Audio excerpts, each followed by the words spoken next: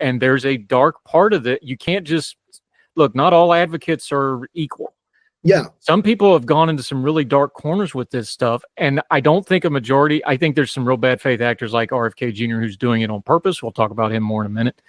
There's some real dark corners to the advocacy world with things like autism.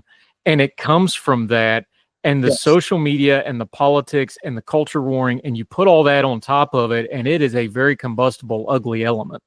Yeah, you know, you mentioned the mom message boards, and you mentioned all those things like those were things in the 2000s, the 1990s, and the 2010s. But now you've got the algorithm of like your For You page on TikTok and your and on Instagram. Look, it's fascinating. Like, you know, when I talk with my friends who are new moms, how much kind of wellness stuff just is constantly just fed to them, like just by them knowing that you're like the algorithm knowing that they're a new parent.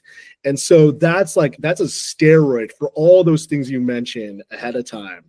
I mean, just now is that, you know, all those things are now existing. And you're right that like when you are very isolated, it makes you much more susceptible to conspiracy theories and to extremist ideas. And this is the case, I should say, not just for parents of autistic kids. This is the case for anybody that like social isolation breeds extremism.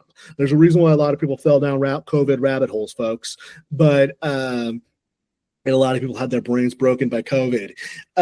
When you feel like you're the only person who does this, who's going through this, that makes it all the easier to feel like to just grasp at straws. And that's what allows for charlatans like Secretary Kennedy to step in, is that it's out of desperation. And I think so. What I would say is the antidote to separation and desperation is, you know, meeting other people who are going through just the exact same thing you're going through, validating that, look, yes, getting an IEP is hell.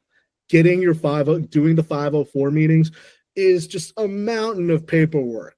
Making sure that your kid is able to get on Social Security, Supplemental Security Income, SSI, is a maze, and it sometimes requires you getting a lawyer, and a lot of times it means getting rejected the first time and then paying for a lawyer. So, you know, all of this, I think, is acknowledging it and then saying, but the problem isn't the kid. The problem is that the system is failing, and we need to work to make the system better. So I think that's the easiest thing. The easiest thing is, again, to just connect people.